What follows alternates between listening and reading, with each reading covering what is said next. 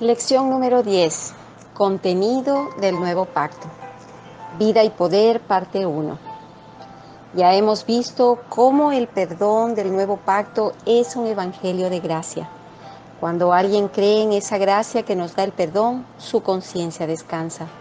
Pero aparte de esto, el nuevo pacto comprende otros dos elementos sumamente gloriosos y valiosos.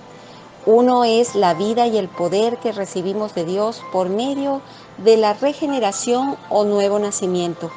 Y el otro, el conocimiento interior de Dios, para el cual nos capacita la vida que hemos recibido. Cada uno de estos elementos nos llevarán varias lecciones, así que les ruego sigan la secuencia de los temas y véanlos como partes de un todo mayor. Por lo general, a estos dos aspectos del contenido del nuevo pacto que hemos mencionado se los pasa por alto, y son muchos los que no los valoran ni creen en ellos, pues por mucho tiempo la enseñanza se enfocaba únicamente en el perdón de pecados. Pero ahora sabemos que el Evangelio de Jesucristo es mucho más que eso. Es maravilloso que Dios nos perdone los pecados. No obstante, si nosotros, después de haber sido perdonados, seguimos siendo los mismos, sin permitirle a Dios que obtenga lo que quiere de nosotros y sin conocer ni cumplir su voluntad, entonces, ¿qué diferencia hay entre nosotros y el pueblo de Israel que peregrinó por el desierto durante años en la antigüedad? ¿Dónde está la gloria del nuevo pacto? Por este motivo, debemos tratar de comprender ahora las excelencias del nuevo pacto. En los días del antiguo pacto, Dios tomó a los israelitas de la mano para sacarlos de la tierra de Egipto. En el nuevo pacto es nuestro corazón lo que Él aleja de Egipto, es decir, del mundo. En el antiguo pacto, Dios puso sus leyes delante del pueblo. En el nuevo pacto las pone en nuestra mente y las escribe en nuestro corazón. Bajo el antiguo pacto, aunque recibieron instrucción desde afuera por medio de hombres y vieron las obras de Dios durante 40 años, erraron en su corazón y no conocieron los caminos de Dios. Bajo el nuevo pacto, todos, desde el menor hasta el mayor, conoceremos interiormente al Señor y seremos enseñados por Él. Este es el pacto que haré con ellos después de aquellos días, dice el Señor. Pondré mis leyes en sus corazones y en sus mentes las escribiré. Este versículo de Hebreos es cita de Jeremías 31-33.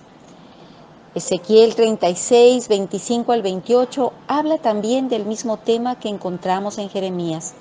Algunas palabras se presentan más claras en Ezequiel, mientras que otras son más claras en Jeremías.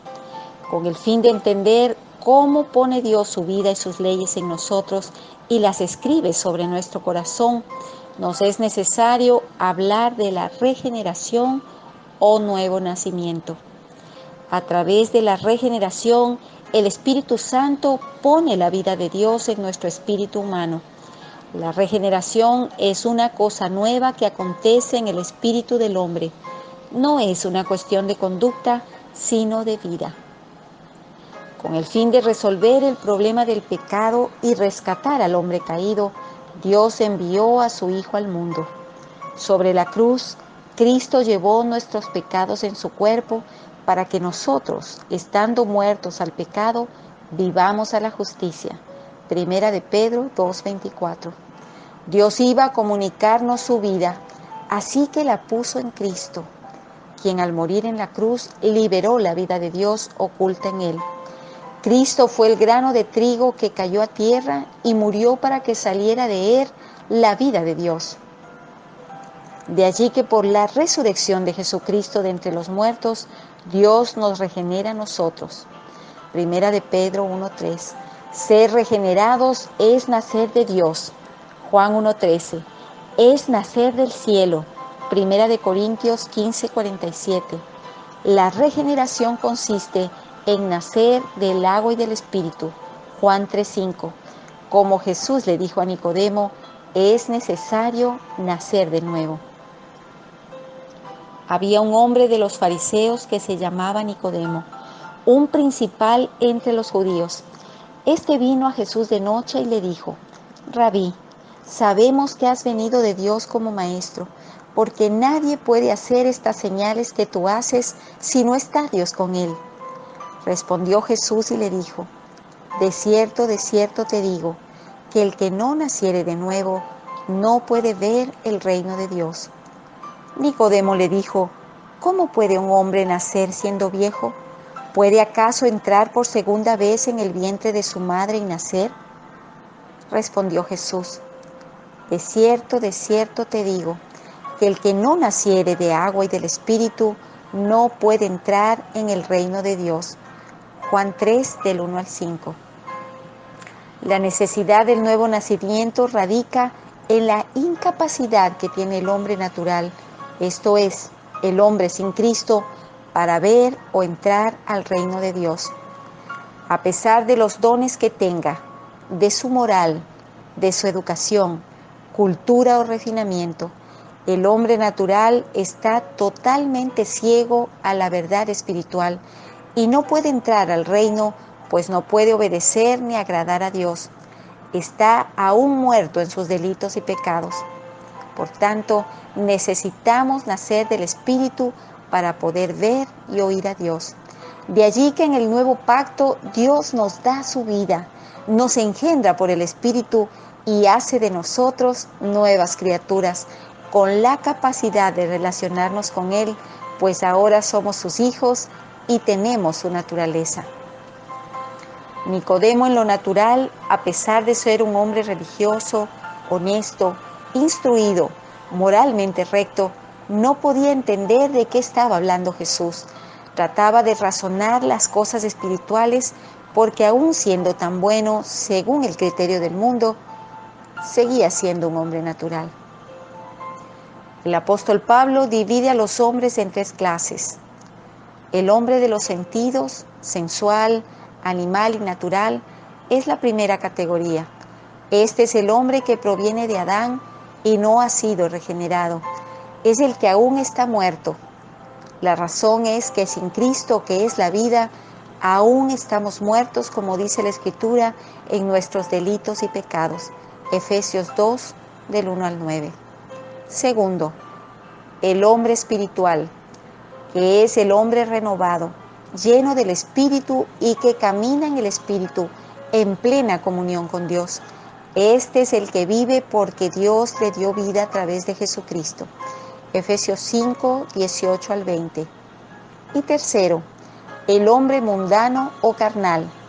Este es el hombre que, habiendo sido renovado por Dios, no anda según el Espíritu, sino conforme a la carne. Romanos 8, 4. Y sigue siendo un bebé en Cristo. Primera de Corintios 3, del 1 al 4.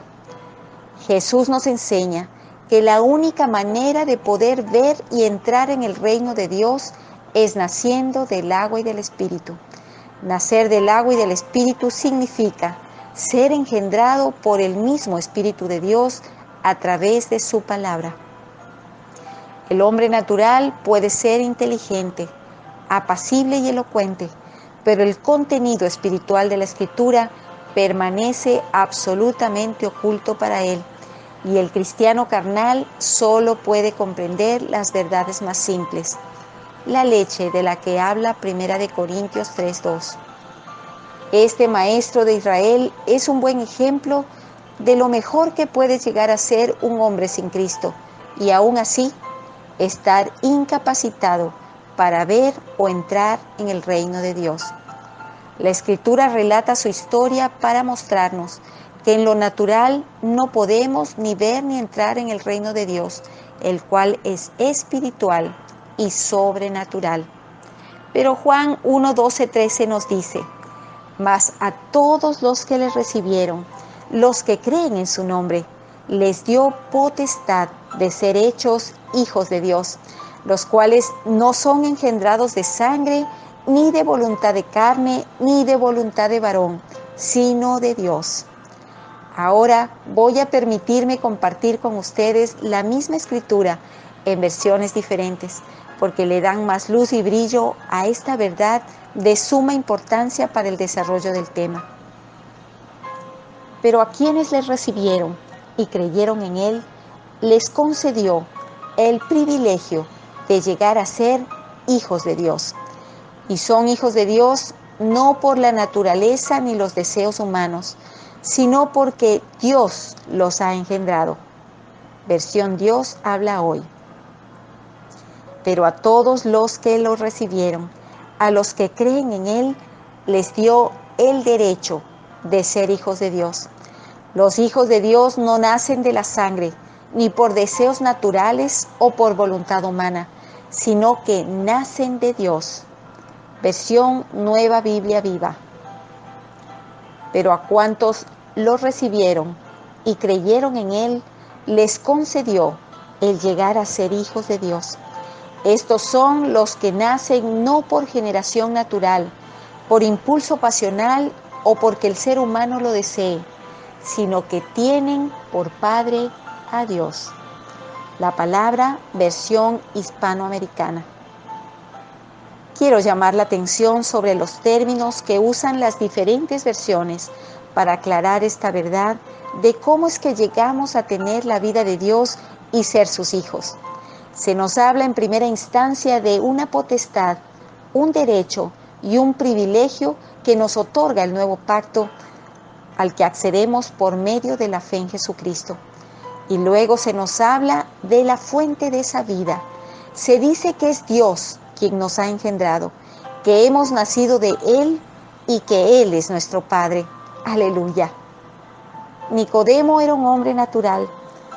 Él aún no había sido engendrado por Dios, y esta es la razón por la cual no podía entender lo que Jesús estaba diciendo. En el versículo 6, Jesús le dice a Nicodemo que lo que es nacido de la carne, carne es, y lo que es nacido del Espíritu, Espíritu es. Esta es la clave, porque la Escritura nos enseña que la carne es enemiga de Dios y nos conduce a la muerte, mientras que el Espíritu proviene de Dios y nos lleva a la vida y a la paz. Romanos 8, 5 al 9. El nuevo nacimiento no es una reforma de la vieja naturaleza, sino un acto creador del Espíritu Santo. Bajo ningún concepto el viejo hombre es reformado o mejorado. Segunda de Corintios 5:17. El viejo hombre del que habla la Escritura representa todo aquello que el hombre era sin Cristo. Aquel que era descendiente de Adán, símbolo del hombre caído. Él en sí mismo y su manera de vivir. Romanos 6:6, Efesios 4:22, Colosenses 3:9. El viejo hombre representa tanto moral como judicialmente al hombre con la naturaleza humana vieja y corrupta. Representa la tendencia innata al mal en todos los hombres. La única condición para nacer de nuevo y ser un hijo de Dios es la fe en Cristo, crucificado por nuestros pecados para ser reconciliados con Dios y resucitado para nuestra justificación. Juan 3:16 nos dice, porque de tal manera amó Dios al mundo, que ha dado a su Hijo unigénito, para que todo aquel que en Él cree no se pierda, mas tenga vida eterna. La buena noticia en la que debemos creer ahora es la que nos anuncia la Escritura en 2 de Corintios 5:17. La leeremos en varias versiones con el mismo fin. De modo que si alguno está en Cristo, nueva criatura es. Las cosas viejas pasaron, he aquí, todas son hechas nuevas. Quien vive en Cristo es una nueva criatura. Lo viejo ha pasado y una nueva realidad está presente. Esto significa que todo el que pertenece a Cristo se ha convertido en una persona nueva. La vida antigua ha pasado, una nueva vida ha comenzado. A través del nuevo nacimiento, el creyente se convierte en miembro de la familia de Dios. Pues todos sois hijos de Dios por la fe en Cristo Jesús. Gálatas 4:26. El reino de Dios es de naturaleza espiritual y por tanto necesitábamos la naturaleza de Dios para poder entrar y ver el reino. Esto era imposible si Dios no nos otorgaba primeramente su vida, pues con esa nueva vida de una naturaleza totalmente distinta a la que teníamos, la nueva criatura en Cristo ama a Dios y tiene hambre y sed de su palabra, se aparta del mal y detesta el pecado. Eso es algo que viene de manera espontánea con la nueva naturaleza que recibimos de Dios cuando nacemos de Él. De modo que para poder tener acceso a los tesoros de la palabra de Dios, a la respuesta a la oración, al cambio y transformación de vida que el reino de Dios nos ofrece, era imperativo que naciéramos de nuevo. Si la vida de Dios está en nosotros, entonces, como dice la Escritura, de nuestro interior correrán ríos de agua viva. Juan 7, 37, 38. Esos ríos de agua viva de los cuales habla la Escritura no son otra cosa que la vida de Dios de la cual participamos desde que Él nos engendró por la fe a través de la palabra. Sin esa vida es imposible entender las Escrituras, oír a Dios, ver a Dios en medio de las circunstancias, mantenernos firmes en medio de las pruebas, alabar a Dios en tiempos de angustia, conocerle, hacer lo bueno, apartarnos del mal y todo lo que tiene que ver con el reino de Dios. Primera de Juan 5:12 nos dice: el que tiene al Hijo tiene la vida. El que no tiene al Hijo de Dios no tiene la vida. Y si aceptamos el testimonio de los hombres que comparecen ante los tribunales, ¿cuánto más no hemos de creer la gran afirmación de Dios que Jesús es su Hijo? Creer esto es aceptar este testimonio en lo más íntimo del corazón. No creerlo equivale a llamar mentiroso a Dios, pues es no creer lo que Él ha dicho acerca de su Hijo. ¿Y qué es lo que ha dicho? Que nos ha dado vida eterna y que esta vida está en su Hijo. Así que el que tiene al Hijo de Dios tiene la vida. El que no tiene al Hijo no tiene la vida. A ustedes que creen en el Hijo de Dios les he escrito sobre estas cosas para que sepan que tienen vida eterna. Ahora bien, el Espíritu Santo, quien ilumina al ser humano para llevarlo al arrepentimiento y lo mueve a creer que puede recibir la vida de Dios, es el que permite que todo el plan de Dios se cumpla en nosotros. Todo esto está registrado en las Escrituras como parte de la verdad del Evangelio. De allí que la Biblia nos diga que Dios nos engendra por medio del Evangelio, que es también la palabra de verdad. Somos renacidos, no de simiente corruptible, sino de incorruptible, por la palabra de Dios que vive y permanece para siempre. Primera de Pedro 1:23.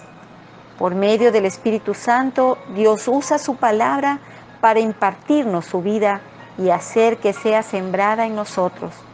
Somos movidos por el Espíritu Santo a creer en la palabra de Dios para recibir así su propia vida. En la palabra de Dios se halla oculta la vida. Ciertamente sus palabras son vida. Tan pronto como aceptamos la palabra de Dios, recibimos su vida. La vida que recibimos por la regeneración no es carnal, sino espiritual. Es como el viento, invisible pero se puede sentir, y es muy práctica. Juan 3:8. Por lo tanto, la regeneración es, ni más ni menos, tener además de la vida propia, la vida de Dios. Tan pronto como somos regenerados, recibimos la potestad de ser hechos hijos de Dios. Esto da comienzo a una relación de padre a hijo con Dios en nuestra vida. La vida increada de Dios, la vida eterna, de la que habla Juan 17:3, que Adán no recibió y que nosotros no teníamos, llega ahora a nosotros. Este es el sello y la gloria del nuevo pacto. La vida de Dios tiene su propia naturaleza.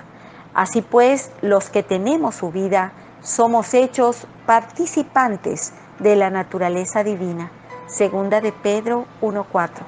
Ahora nos es posible conocer la voluntad de Dios, hacer con gusto lo que a Él le agrada y exteriorizar en nuestra vida su propia imagen. Colosenses 3:10. Si una persona profesa haber recibido la vida del Hijo de Dios y sin embargo no existe ni el más leve indicio de la naturaleza de esta nueva vida en su diario caminar, ni en una amorosa rectitud, ni en el aborrecimiento del pecado, la fe y la regeneración de esa persona son altamente discutibles.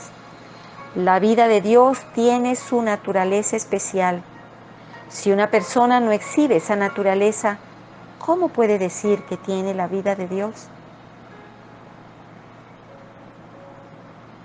En la muerte del hombre causada por el pecado original, fue su espíritu el que primero murió. De la misma manera, en la regeneración, cuando el Espíritu Santo implanta la vida increada de Dios en el espíritu del hombre, el Espíritu Divino vivifica primero el espíritu del hombre. La obra del Espíritu Santo comienza desde el interior del hombre, va del centro a la circunferencia, del espíritu al alma y luego al cuerpo. Esta obra regeneradora del Espíritu Santo es realizada totalmente en el espíritu. Antes nuestro espíritu estaba muerto en sus transgresiones, ahora ha sido vivificado, conoce a Dios y es sensible al pecado. Por esta misma razón, todo el que diga que ha nacido de nuevo y sin embargo ni conozca a Dios ni sea sensible al pecado, hace que se pueda poner en duda su experiencia. Esta nueva criatura tiene ahora un nuevo corazón, según lo que establece el nuevo pacto, y con un corazón nuevo podemos pensar en Dios, desearlo y amarlo.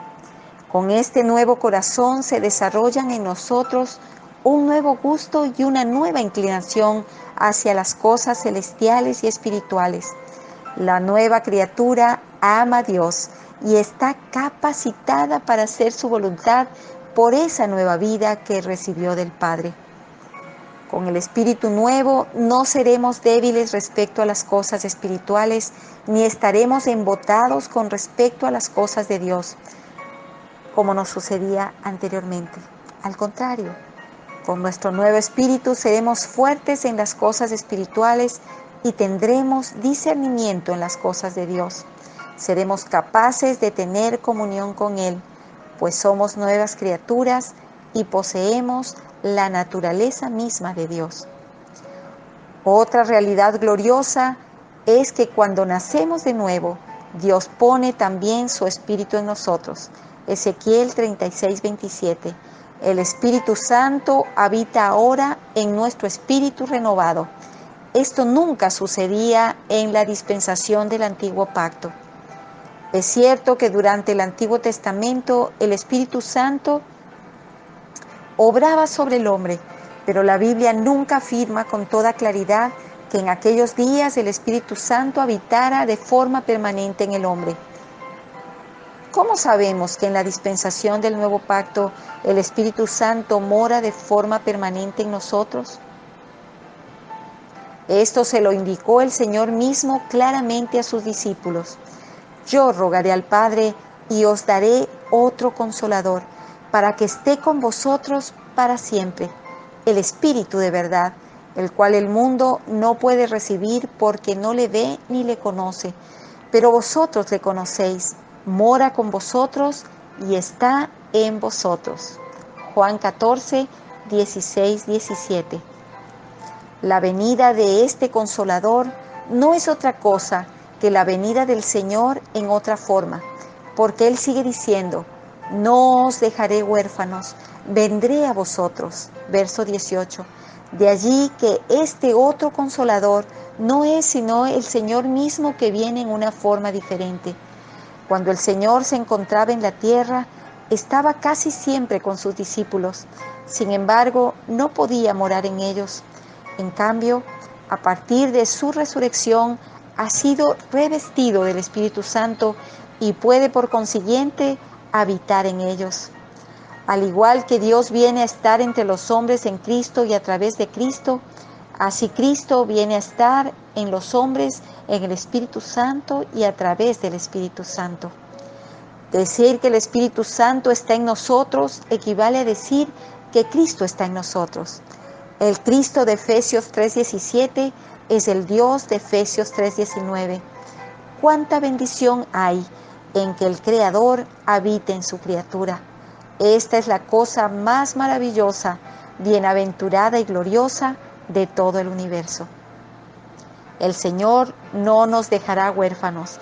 Él en persona cuidará de nosotros, de alimentarnos, edificarnos y cargar con toda la responsabilidad por nosotros. Es decir, que el Espíritu Santo que habita en nosotros traducirá a nuestra experiencia la realidad de lo que Cristo hizo por nosotros en la cruz. El Espíritu de verdad nos guiará a la realidad. La palabra griega traducida de ordinario como consolador, Paracletos, representa dos ideas. La primera es la de alguien llamado para estar al lado de la persona, es decir, para ayudarla. Es lo mismo que decir que el Espíritu Santo es quien nos socorre. Siempre que necesitemos su ayuda, Él está a nuestro lado para auxiliarnos. La otra idea es la de uno que aboga por la causa de otro.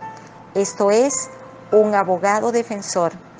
Cristo aparece delante de Dios para abogar a favor nuestro. Somos salvos en el momento en que somos regenerados, puesto que Dios nos salvó por el lavamiento de la regeneración.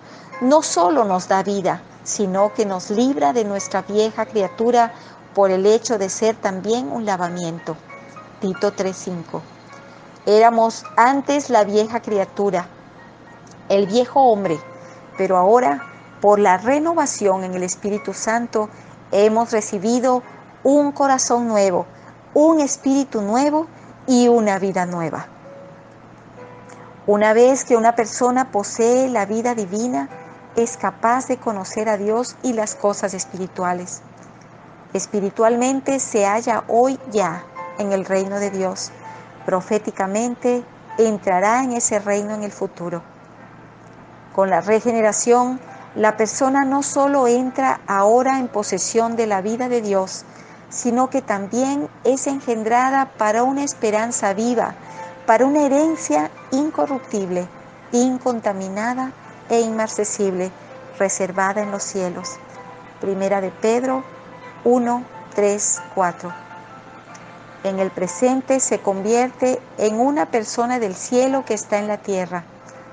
Más adelante disfrutará de la posesión celestial reservada para ella en el cielo. Alabanzas y acciones de gracias le sean dadas a Dios por lo maravillosa que es la regeneración y por lo bendito y glorioso que es su fruto. Amén.